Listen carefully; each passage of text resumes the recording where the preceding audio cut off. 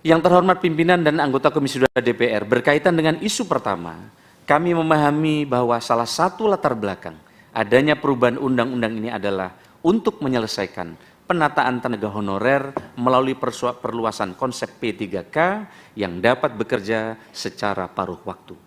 Namun demikian, pencantuman frase paruh waktu dalam undang-undang ini kiranya perlu ditinjau ulang karena kaitannya dengan semangat yang dibangun untuk menciptakan produk hukum yang tidak mudah diubah-ubah dalam jangka panjang. Salam sejahtera bagi kita sekalian. Assalamualaikum warahmatullahi wabarakatuh.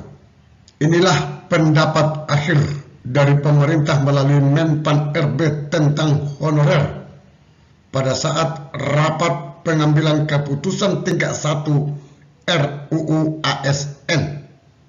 Ada dua isu tentang honorer di RUU ASN. Yang pertama, masalah pencantuman P3K paruh waktu. Kedua, masalah pembentukan peraturan pemerintah harus melalui konsultasi dengan DPR RI. Mari kita dengarkan pendapat akhir dari Menpan RB tentang honorer di RUU ASN. Bapak Ibu sekalian, kita tadi sudah sama-sama mendengarkan pandangan mini dari seluruh fraksi yang ada. Kemudian sampailah kita pada sesi untuk meminta pendapat akhir dari pemerintah. Silakan.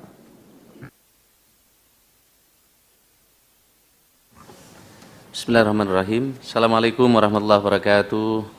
Selamat siang, salam sejahtera buat kita semua. Shalom, Om Swastiastu, Namo Buddhaya, salam kebijakan. Paling enak mangga mana lagi, bertambah segar dicampur jeruk kelamansi. Kemenpan RB dan DPR selalu bersinergi demi RUU ASN untuk tingkatkan kompetensi. Yang kami hormati Pak Dr. Ahmad Doli Kurnia sebagai Ketua Komisi DPR RI, para wakil ketua yang secara luar biasa mengorkestrasi pembahasan RUU ini dengan sangat baik, para pimpinan fraksi dan anggota Komisi 2 DPR RI, wakil pemerintah hadir hari ini Pak Menkumham Pak Yasona Lauli, kemudian dari Kemendagri diwakili oleh Pak Wamen, Pak Dirjen dan staf ahli, dari Kementerian Keuangan diwakili oleh Pak Sekjen, Ibu dan Bapak sekalian yang kami hormati dan kami banggakan. Alhamdulillahirrabbilalamin atas berkah dan rahmat Allah Subhanahu wa Ta'ala. Pada hari ini Selasa tanggal 26 September 2023, kita dapat bertemu dalam rapat kerja Komisi 2 DPR RI dengan pemerintah dalam rangka pengambilan keputusan tingkat 1 atas rancangan undang-undang tentang aparatur sipil negara. Total klaster pembahasan perubahan Undang-Undang ASN adalah 7 klaster dengan penyusunan klaster sebagai berikut. 1. Klaster penghapusan KSN menjadi penguatan pengawasan sistem merit. Klaster kedua, penetapan kebutuhan PNS dan P3K menjadi penetapan kebutuhan ASN. Klaster ketiga, kesejahteraan P3K menjadi kesejahteraan ASN.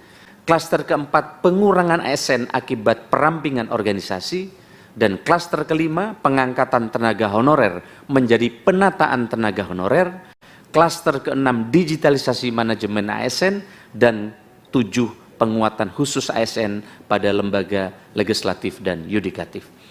Berkaitan dengan substansi pokok rancangan undang-undang tentang aparatur sipil negara, setelah melalui rangkaian proses pembahasan dengan panitia kerja, tim perumus dan tim sinkronisasi DPR RI sampai dengan tanggal 26 November 2023, sekiranya masih menyisakan 2 substansi pokok yang belum disepakati bersama.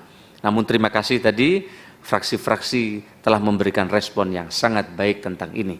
Pertama, terkait dengan pencantuman frase P3K dapat bekerja secara paruh waktu sebagai bentuk perluasan konsep P3K.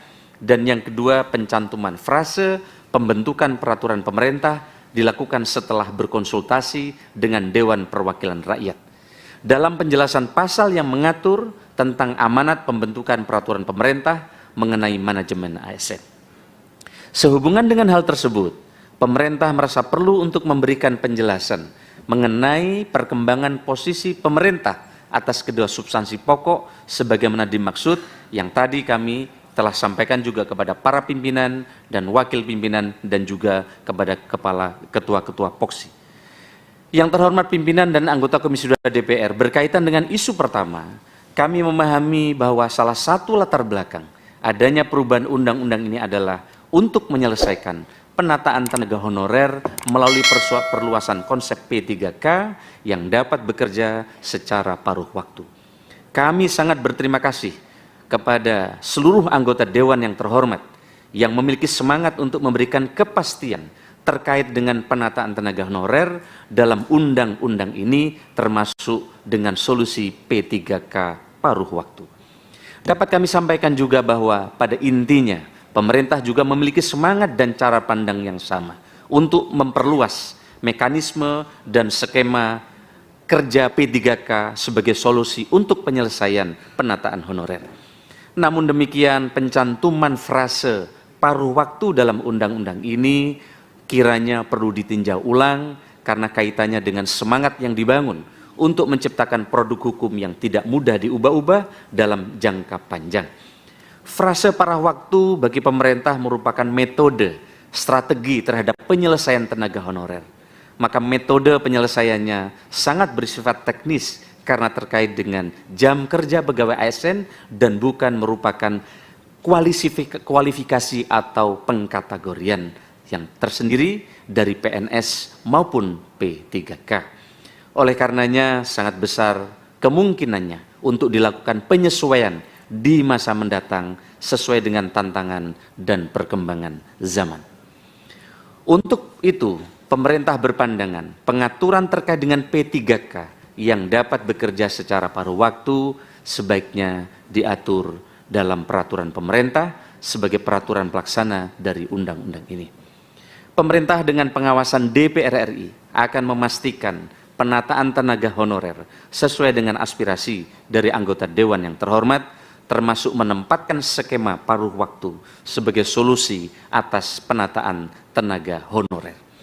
Selanjutnya, berkaitan dengan isu kedua, kami memahami adanya kebutuhan DPR untuk memastikan substansi yang diatur dalam peraturan pemerintah sebagai ketentuan pelaksanaan undang-undang ini agar sesuai dengan semangat dan tujuan awalnya. Pemerintah berpendapat bahwa proses konsultasi tersebut dapat dilakukan melalui rapat kerja, rapat konsinyering atau rapat dengar pendapat, dan juga yang selama ini sudah berjalan dengan baik dan sangat kondusif bersama Komisi 2 DPR RI. Untuk itu, pemerintah berpandangan agar frase pembentukan peraturan pemerintah dilakukan setelah berkonsultasi dengan Dewan Perwakilan Rakyat seyogyanya belum perlu disebutkan secara eksplisit dalam undang-undang ini. Selanjutnya, untuk menjamin fungsi pengawasan DPR, konsultasi untuk penyusunan peraturan pemerintah mengenai manajemen ASN tetap dapat dilaksanakan melalui forum-forum konsinyering, rapat kerja, dan rapat dengar pendapat bersama Komisi 2 DPR RI. Yang terhormat pimpinan dan anggota Komisi 2 DPR RI, pemerintah berharap agar undang-undang tentang aparatur sipil negara ini dapat ditetapkan pada masa sidang DPR RI periode 2019-2024. Bapak Ibu sekalian yang kami hormati para pimpinan, demikianlah pendapat akhir mini pemerintah mengenai rancangan undang-undang tentang aparatur sipil negara. Sekali lagi pemerintah mengucapkan terima kasih yang tidak terhingga kepada pimpinan Komisi 2 dan seluruh anggota Komisi 2 DPR RI yang telah berperan aktif dalam rangkaian pembahasan rancangan undang-undang tentang aparatur sipil negara ini. Kami berterima kasih juga kepada teman-teman Kemkumham, teman-teman dari Kemendagri, teman-teman juga dari Kementerian Keuangan, dan semua tim dari pemerintah yang telah bekerja keras untuk menyelesaikan undang-undang ini. Semoga ikhtiar ini untuk menciptakan ASN yang profesional dan berkelas dunia agar pelayanan publik menjadi lebih baik dan masyarakat semakin sejahtera dapat terwujud. Jalan-jalan ke Bunaken, jangan lupa memakai batik. Mari kita dukung RUU ASN untuk masa depan yang lebih baik. Terima kasih. Selamat siang. Santi Santi Namo Buddhaya, salam kebajikan. Wallahul muwaffiq ila aqwamit thoriq. Wassalamualaikum warahmatullahi wabarakatuh. Sampai ketemu pada video berikutnya di channel ini. Jangan lupa dukung terus channel ini dengan cara klik subscribe, like, dan loncengnya. Semoga bermanfaat. Wassalamualaikum warahmatullahi wabarakatuh. Shalom.